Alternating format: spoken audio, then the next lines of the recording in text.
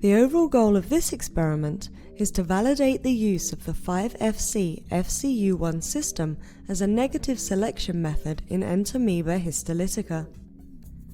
In 48 well plates, seed E. histolytica transfectant lines expressing either FCU1 gene or appropriate vector control. Treat cells with the prodrug 5FC. In cells expressing high levels of FCU1, 5FC will be converted into effective quantities of toxic end products.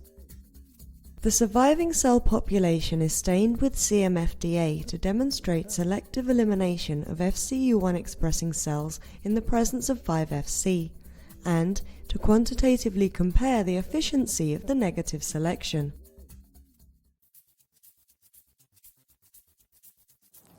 This negative selection system will allow us to cure for the first time episomal plasmids from transfected Entamoeba histolytica trophozoites. Given the challenge Entamoeba histolytica presents to conventional genetic manipulation, this method might allow us to disrupt and delete genes and then to test target virulence factors in our drug discovery program. Trophozoites can vary in how well the stock cultures thrive in culture. An error at the start can produce artifacts, and therefore, a critical early step is quality control of the starting culture.